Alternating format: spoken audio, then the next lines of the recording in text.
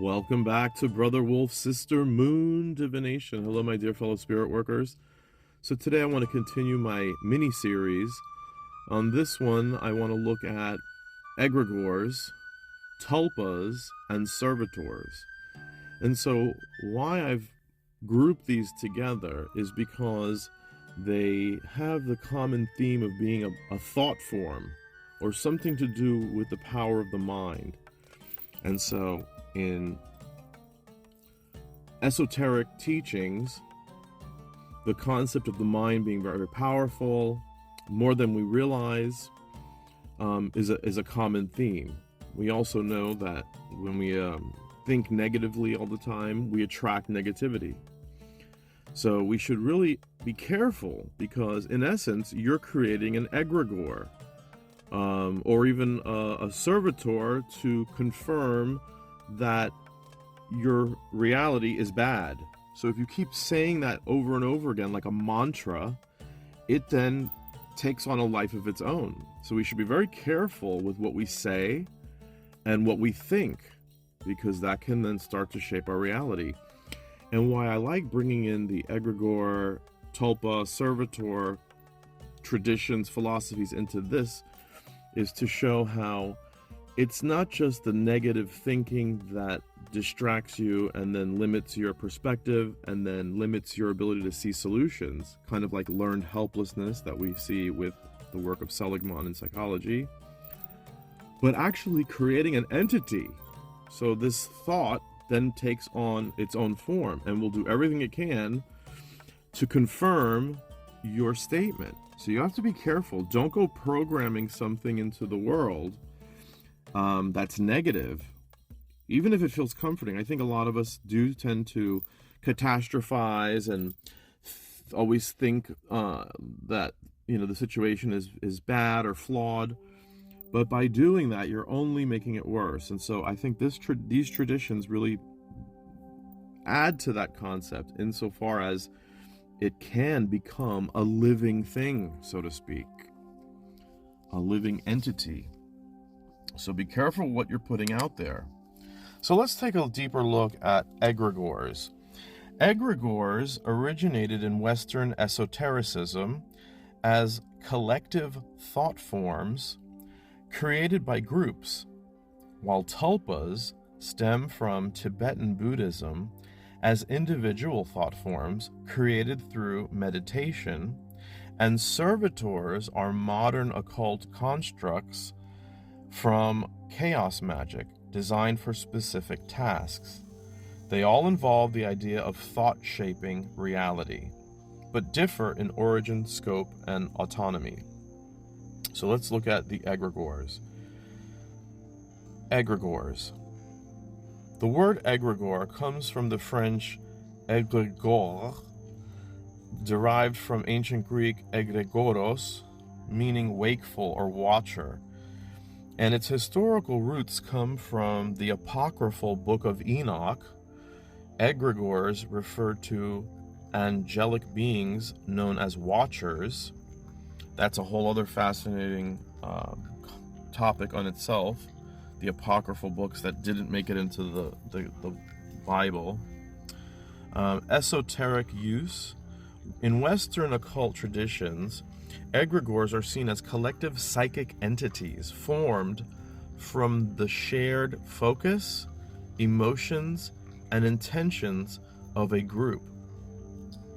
Okay? And they embody the, quote, group mind, end quote, of organizations, religions, or movements, influencing members and sometimes persisting beyond the group itself. Now let's take a look at tulpas. The term tulpa comes from Tibetan sprulpa, meaning emanation or manifestation. In Tibetan Buddhism, it refers to nirmita, magical emanations produced by advanced practitioners through meditation and concentration. And it has become more westernized, this concept, so there's an adaptation or adoption, popularized by Alexandra David Neil in the 20th century who described creating a tulpa through visualization. And its modern use in contemporary subcultures, tulpamancers create tulpas as imaginary companions believed to have independent consciousness. Now let's take a look at servitors. Servitors are magical constructs created in chaos magic, essentially energy robots programmed to perform specific tasks. Creation. They are formed through visualization, intention, and ritual, then fed with energy to sustain them. Function. Unlike egregores or tulpas, servitors are deliberately limited in scope, designed to obey their creator's will without autonomy. Servitors are widely used in contemporary occult practices as practical tools for protection, influence, or mundane tasks. But with regard to servitors, there is this caution against neglecting them, as they may, quote, drift, end quote, or act unpredictably if not properly maintained. And so some of the research I've done with the in this is that you have to be careful, because, as it said here, if you don't attend to them, they can become rebellious and create havoc. And in terms of the servitor, they are supposed to have a time limit and not just leave them on autopilot, especially not attending to them by giving them energy, even if that's just prayers, maybe making an offering of flowers. And also they have to have their own little place to live, like a jar or a little box. So that also then reminds me of the stories that come from Islamic folklore of the jinns. So very interesting that all these different cultures have some similar connections, although of course jinns are not created by the mind according to the tradition, but actual beings that were created by God, and they have their own place and function and exist in different dimensions. So it's very fascinating how there are these through lines among these different traditions, even though they are quite different. Okay, so I just wanted to continue with this mini-series on esoteric teachings and examining different types of entities, whether they are, as we've talked about already, archons, egregores, tulpas, servitors, golems, or elementals. So we'll continue in the next one. So in the next installment, I'm going to talk about golems and elementals. Okay, I hope you got something out of this meaningful. That is meaningful and expands your scope and understanding of these esoteric concepts. And I find it fascinating. Okay, very good. Stay grounded, surround yourself with white light and protections, whatever that might be, whether you burn incense or you take a walk in nature. We should always be about the business of protecting and grounding ourselves and only seeking positive energy. Anytime we hear ourselves with that self-doubt or negative self-talk, it really can become very powerful. So don't do it.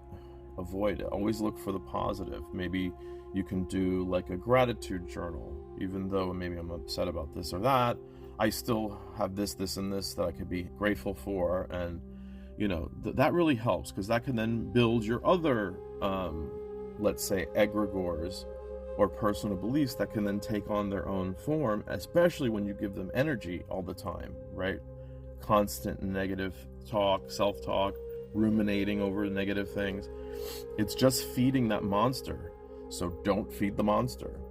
And we talked also about trauma, how trauma can invite certain energies, whether those are egregores, whether those are entities, spiritual beings,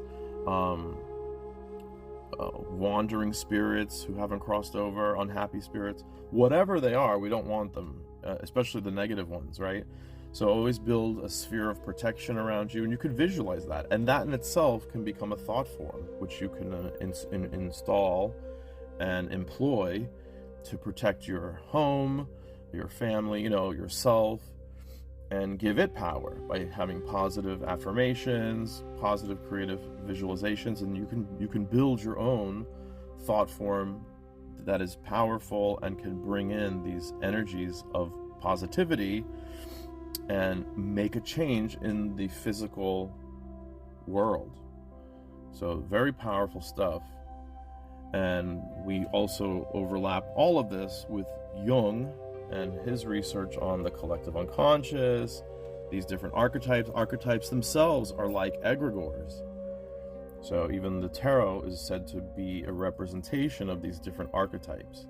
And we've talked about that. So if you want to bring some positivity, you're doing a job thing, you're looking to improve your situation, or a love spell, whatever, bring in some of those archetypes. You can even use the tarot as spell work, and then thus, in a sense, creating a thought form or an egregore.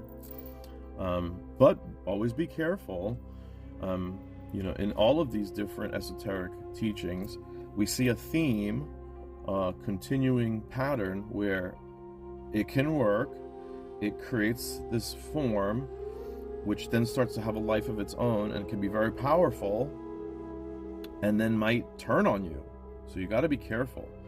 And that's why you should have built in what they call limits, term limits, a special phrase to cancel that thought form. And so that's a whole other video unto itself, how to make a servitor and how we give energy to these different egregores and thought forms and servitors. And so you have to be careful. So calculated risks. Because sometimes, as we'll see with golems, these come out of a desperate need because there's a crisis. And so they're meant to be an intervening force of protection. But there again, they can also turn on their maker. So very, very fascinating sort of double scenario, or double tension, or,